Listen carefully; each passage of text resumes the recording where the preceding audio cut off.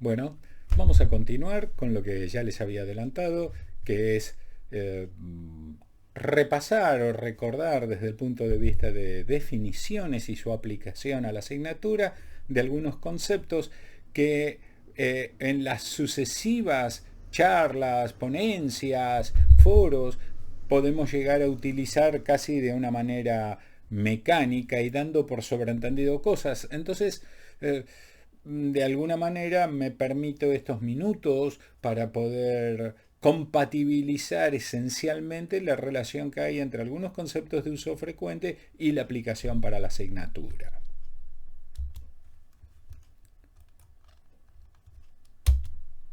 Bien, podríamos comenzar hablando de experiencia. La experiencia es la práctica prolongada que proporciona conocimiento o habilidad para hacer algo. Eso es una definición clásica. ¿Cómo la aplicamos y con aquello de la frase inspiradora? ¿Cómo enfrentar un problema para poder desarrollar nuestros dones? ¿Sí? Dentro de algo. Bueno, precisamente lo que nosotros de alguna manera desde nuestras diferentes profesiones nos tenemos que proponer es disminuir la concentración de contaminantes, ¿sí? Sean olores molestos o contaminantes propiamente dicho, realizar el control de agentes, la temperatura del aire, de la humedad, del calor radiante, el movimiento del aire, la velocidad del aire, etcétera. ¿Sí? Ahí, cuando hablamos de experiencia, no es con un sentido así de autosuficiencia o de decir, no, porque yo la tengo más clara o más perfecta la cuestión enciclopédica y académica que el resto. No, no, es experiencia desde un punto de vista de una metodología aplicable a lo que es el desarrollo del conocimiento, donde fue la humanidad enfrentándose a distintos problemas y fue desarrollando diferentes tipos de dones que hoy los recibimos como nuevos desafíos hacia el futuro para buscar de encontrarse nuevos problemas, investigar la causa, investigar y poder explicar el desarrollo de determinada evolución sintomática que pueda llevar a la enfermedad. Entonces, la experiencia que cada uno, en la medida que fue realizando sus prácticas cotidianas en la vida, antes y después de la graduación y antes y después de los respectivos posgrados, esa práctica prolongada proporciona un conocimiento o una habilidad para hacer algo. Y lo nuestro es tratar de compartir esa experiencia con todos desde nuestros enfoques para integrar un conocimiento, ¿sí? O desarrollar habilidades que puedan prevenir la pérdida del estado de salud. El conocimiento, entonces, es la noción, el saber o tener una noticia elemental acerca de algo. En algunos estudios se ha relacionado el grado y tipo de ventilación con los síntomas. Esto ya forma parte del conocimiento que hoy nos reúne. Podemos sintetizarlo diciendo, a menos ventilación, mayor afectación clínica. A ver, todos sabemos, desde la más absoluta empiria, que alguien cuando dice, el aire está enrarecido, por ahí su conocimiento o su experiencia no le permite poder decir cuál es la causa de eso que percibe, que siente de alguna manera, ¿sí? Como raro, o sea, como no frecuente, casi diciendo como algo que está más allá de lo no normal desde un punto de vista bioestadístico gaussiano. No, no, está diciendo es una frecuencia que no debería repetirse y no como estamos acostumbrados a pensar cuánticamente en la distribución normal de frecuencias de Gauss. Estamos diciendo esto es raro, pero no podemos explicarlo. Entonces, curioseamos, que es la forma más primaria de investigar, y encontramos que alguien dejó un alimento, ¿sí?, demasiado tiempo sin la respectiva cadena de frío o cuidados que implica, entonces ese olor desagradable viene de ahí, qué sé yo, otro tipo de desechos,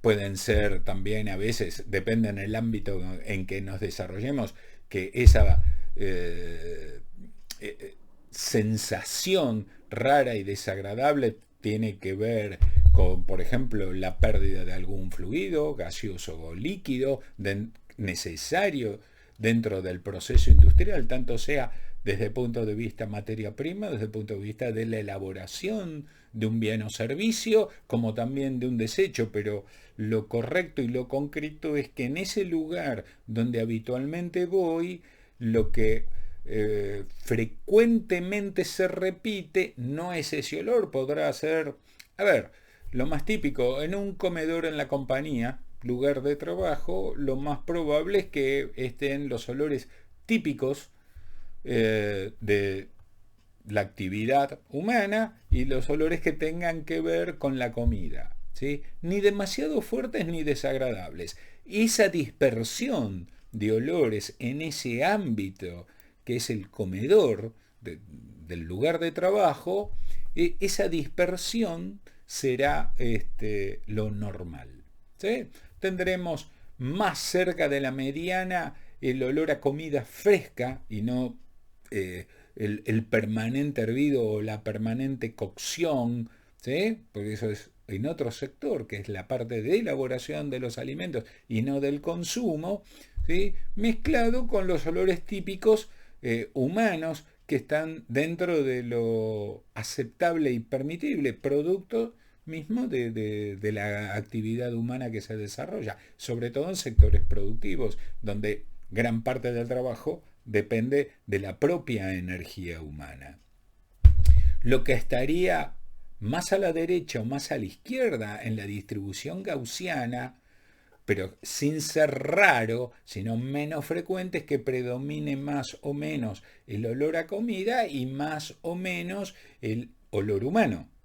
Ahora, si en ese mismo lugar, que eso es lo habitual dentro de la distribución normal de frecuencias, yo ingresara como lo hago todos los días en mi horario de almuerzo, de refrigerio o de cena, y siento olor putrefacto, eso es lo raro.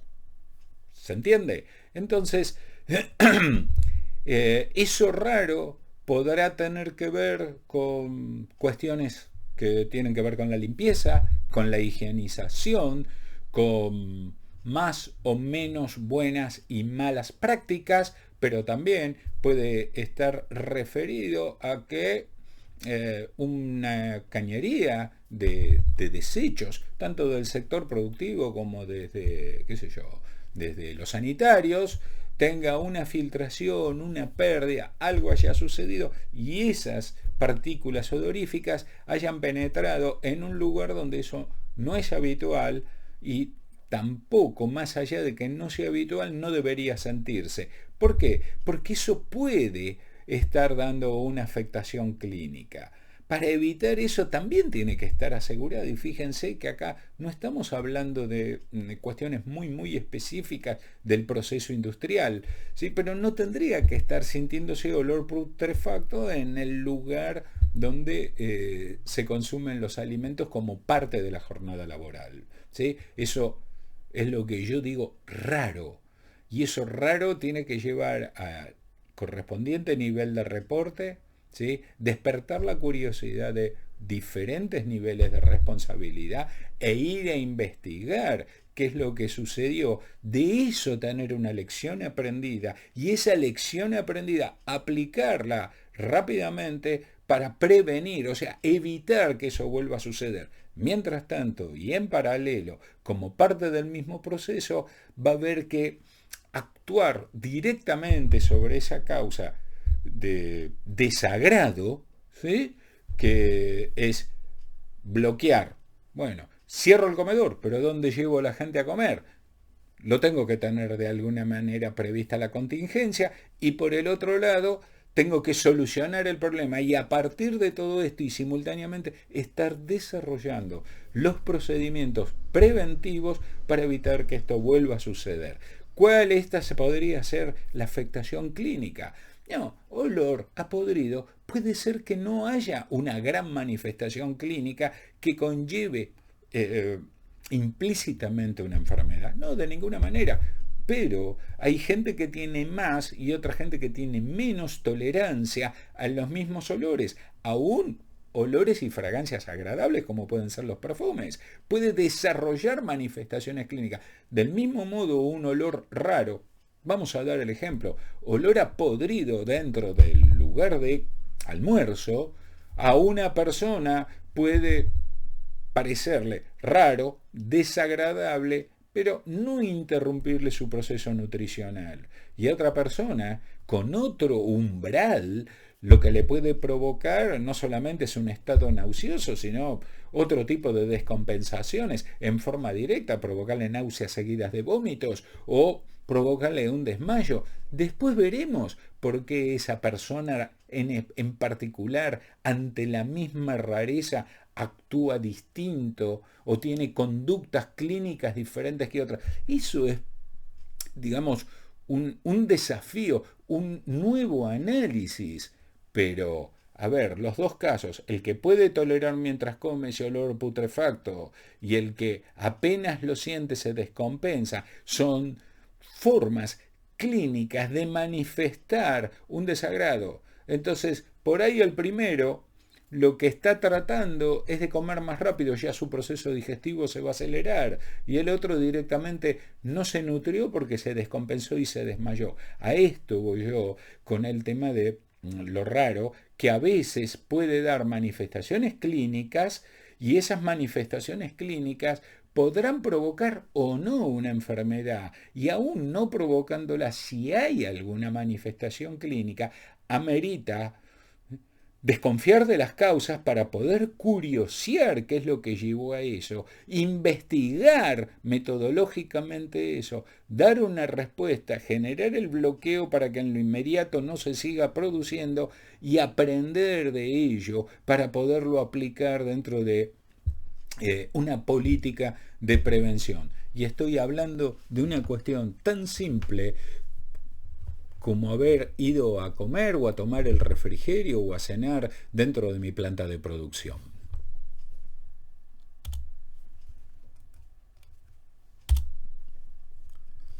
Término muy común, gestión o gestionar, ¿sí? Muy común hoy cada vez más en los distintos ámbitos laborales y en distintos niveles jerárquicos. Y como para que no lo sea, gestión viene de gestionar, y gestionar es manejar o conducir una situación problemática. Manejar o conducir una situación problemática. O sea, gestiona quien conduce. Ahora, quien conduce, no importa el nivel jerárquico que tenga, la organización podrá ser conducida por distintos niveles de gestión. Y en el nivel más táctico, más cercano a la línea de producción o a la transformación del intangible servicio en algo intercambiable, como puede ser,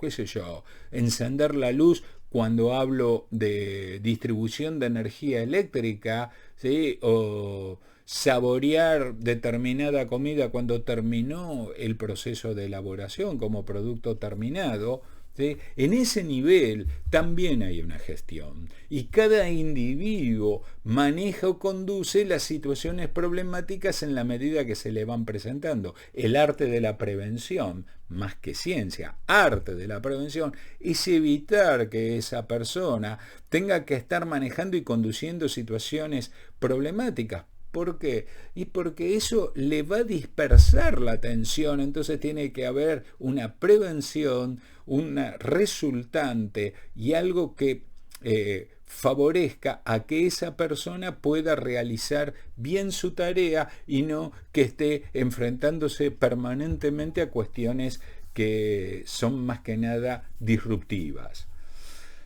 Si esto lo miro ahora dentro de lo que nos convoca hoy en cuanto a los tipos de ventilación, podemos decir que la ventilación natural disminuye mucho la probabilidad de que se presenten síntomas, a pesar de que ciertos rangos de humedad y temperatura no se encuentren en los límites aconsejados. A ver,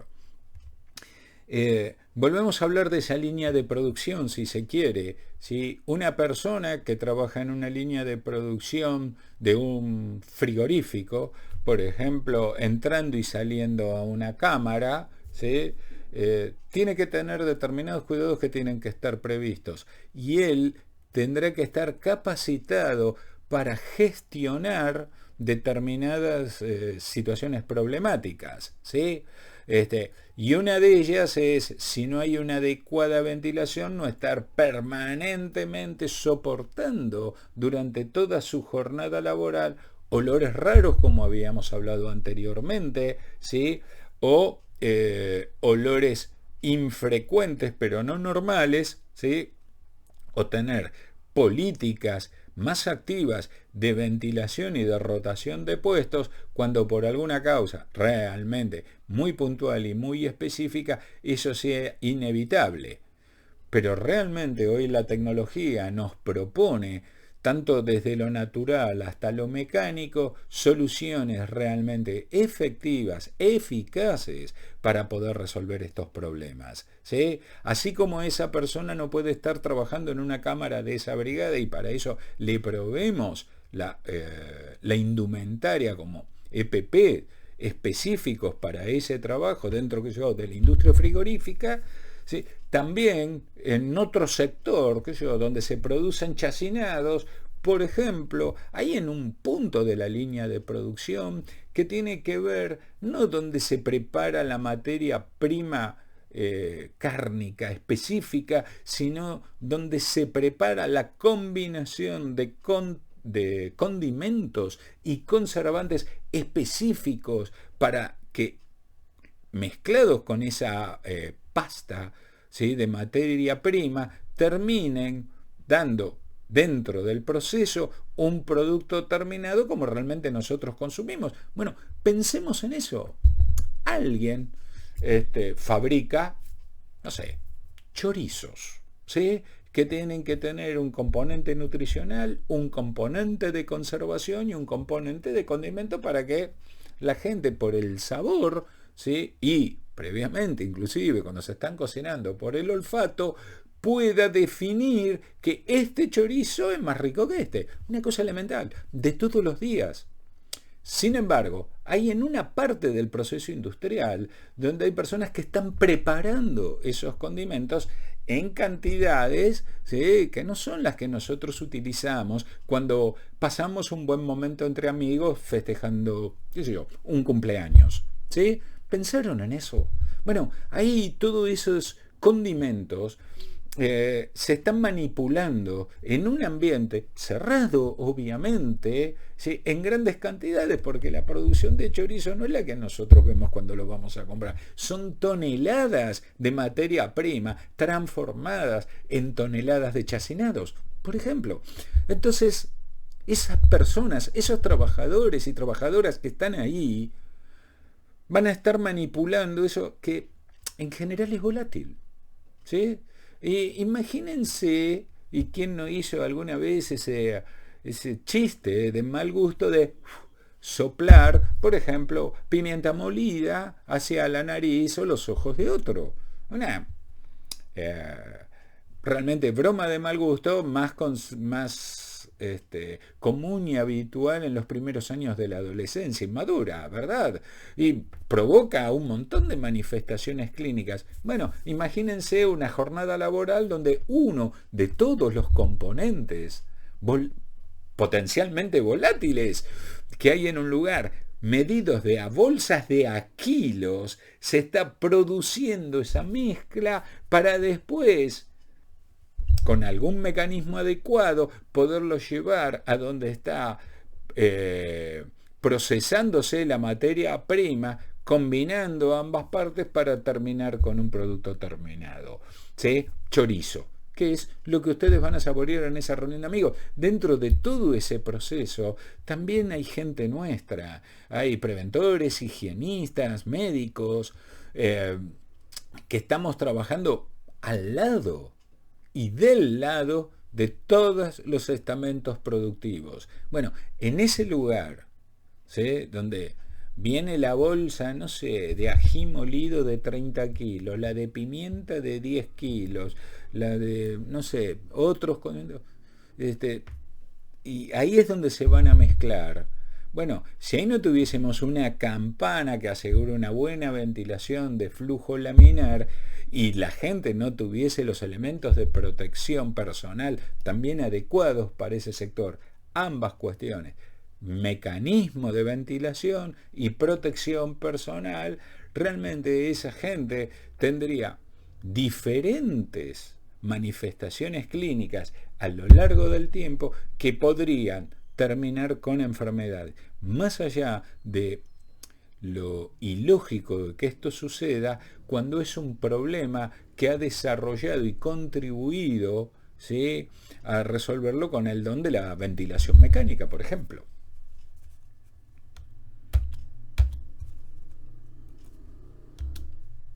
Riesgo. Bueno, acá es uno de los conceptos donde ustedes saben más que yo, sobre todo higienistas, preventores, licenciados en seguridad. Un riesgo es la contingencia, ¿sí?, o la proximidad de un daño, ¿sí? Entonces, pensemos ahora en el tema que nos atañe. Cuanto más hermético es el edificio donde se está desarrollando la tarea laboral, más posibilidades tendremos de que se genere alguna patología vinculando a lo que está en el aire, vinculada a lo que está en el aire. Algunos son los factores físicos muy importantes, como por ejemplo las temperaturas, ambiente en ese lugar cerrado, la humedad, ¿sí?, el ruido, la iluminación inadecuada, los controles ambientales y de iluminación no ajustables, ¿sí? Entonces la mayor parte de las veces son insuficientes por más o por menos, aumentan conjuntamente entre todos la prevalencia de síntomas. A ver, mucha humedad, poca humedad ambiente, o sea, por debajo del 40% sequedad respiratoria, por encima del 60% excesiva humedad de la piel y perspiración, estoy perdiendo líquido, ¿sí? Las temperaturas cuando van ascendiendo a partir de los 23 grados, ¿sí?, por un lado me deshidratan por pérdida de líquido a través de la transpiración, pero por el otro lado empiezo a tener otro tipo de dificultades. Y imagínense que la temperatura aumenta y todo lo sometido a una temperatura se dilata. Bueno, parte de ese todo es el aire ambiental. Si se dilata, ¿sí?, empiezan a jugar los volúmenes y las presiones dentro de la combinación gaseosa del aire que respiramos. Pero cuando eso en la inspiración lo llevamos al nivel de intercambio gaseoso, ahí viene en la profundidad de los pulmones, en esa célula pequeña, neumonocito se la llama, célula pequeña, neumonocito para nosotros los profesionales de distintas ramas biológicas y en particular de la medicina humana. Neumonocitos es ahí, inmediatamente después de la mínima unidad aérea que hay en el fondo del pulmón, también llamada alvéolo. Ahí está en el alvéolo el aire atmosférico que estoy respirando, y el único límite que tengo para con respecto a los fluidos carrier, la sangre, que va llevando lo que por ahí entra con diferencia de presiones, es el neumonocito. Va a entrar por ahí la combinación gaseosa necesaria y va a salir por ahí la combinación gaseosa de desecho que produce nuestro propio organismo producto del metabolismo. Ahora bien, si el aire está dilatado, la combinación gaseosa que llegue ahí va a ser insuficiente. Y si a esto le sumo mayor vapor de agua, porque la humedad está por encima del 60%, ¿sí? Lo que va a sentir esa persona es una serie de manifestaciones clínicas, que la primera manifestación es cuando decimos, uy, qué pesado que está el día, y estamos adentro del edificio. Sí, dice otro, debe de haber mucha humedad. Bueno, hay toda una cuestión en lo que no se puede regular convenientemente bien para todos, pero sí que debería poder estandarizarse, regularse para tener un estándar que lo mantenga dentro de estos parámetros. Una temperatura constante y una humedad ambiente que esté dentro de estos parámetros, ¿sí? Que no sea inferior a 40 ni superior a 60. Con eso estamos garantizando algo respecto nada más que a esta cuestión física, ¿sí? Y no como contaminante, sino que al no cumplirse estas cuestiones empezarían a producirse manifestaciones clínicas en más o en menos, y entonces ya podríamos estar hablando muy presunciosamente de que de caso de producir sintomatología y posteriormente o no enfermedad, casi esto se estaría comportando como contaminantes, pero por sobre todas las cosas están definiendo riesgos. ¿Riesgo de qué? Y en principio de que el clima laboral, el clima productivo, el clima interior de cada uno de los individuos está alterado, lo ponga en un estado menos. Y un estado menos es un estado que no propicia logros, y los logros no son exclusivamente el bien o servicio que se produce. También tiene que ver con la sociabilización, que podríamos decir el buen compañerismo, la sinergia. O sea, empezamos a tener otros factores que no habíamos pensado antes y que están dependiendo de la humedad y la temperatura.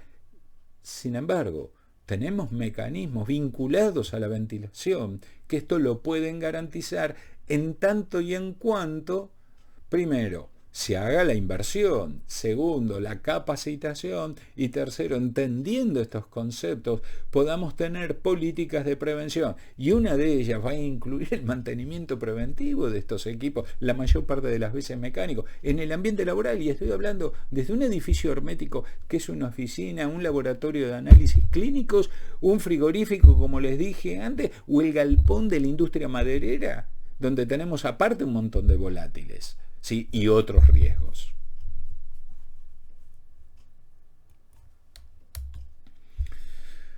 Prevención, entonces, ¿sí? Tiene que ver con el prevenir, el advertir, el informar o avisar a alguien de algo. No hace falta que esto tenga que ver exclusivamente con una línea jerárquica de reporte o con algún tipo de reglamento o procedimiento que el único fin que persigue sería el que cumple, hizo lo que corresponde, y al que no cumple se lo castiga o se lo sanciona. No, esto es lo que da fundamentos realmente sencillos, ¿sí? Aunque tenga explicaciones infinitamente complejas, ¿sí? Conocimientos sencillos, fácilmente transmitibles, ¿sí? En todos los niveles de responsabilidad, para conjuntamente poder ejercer la prevención. Y de esta manera, cuando advertimos, ¿sí? Cuando informamos o cuando avisamos a alguien, a veces no es a mi jefe, es a mi compañero. Alejate de ahí, porque hay una condición peligrosa. ¿Qué tiene que ver esto con ventilación? Bueno, mirá, tenemos que informar. Hace mucho que no veo que limpian el aire acondicionado, los filtros, y vos estás justo abajo de la salida. No, pero yo tengo calor y sabés que... Sí, ya lo sé, a vos te gusta el aire frío siempre, pero si esa condición no está dentro del proceso de mantenimiento preventivo, estoy teniendo un riesgo. No es el riesgo del enfriamiento, ¿no? La enfredatura, como decían nuestras abuelas italianas. No, no, no, no. El filtro no está limpio. Yo no sé lo que hay en el filtro, pero vos lo estás recibiendo en forma directa. No te olvides que vos saliste hace poco de tal o cual cuadro de enfermedad que haya afectado o no, en ese caso hipotético, las vías respiratorias. Esto puede definir debuts de otras afecciones porque está en un momento de convalecencia, aunque esté trabajando, y eso está bien que así sea, ¿sí? Pero por adentro hay otros sistemas de memoria, como por ejemplo el inmunológico, que está todavía revolucionado por lo que terminó de atravesar. Entonces, acá podemos tener otro tipo de problemas u otro tipo de inconvenientes que a veces lo dejamos pasar. Bueno, a todo esto, lo único que me resta por decirles es que agradezco muchísimo la atención que, que me han dispensado hasta ahora. Agradecidos a todos y que bueno, espero que explicado de esta manera les sea de utilidad, de oportunidad o al menos despertar curiosidad. En breve vamos a estar generando el otro documento de esta manera para continuar con esta capacitación. Nuevamente, muchas gracias a todos.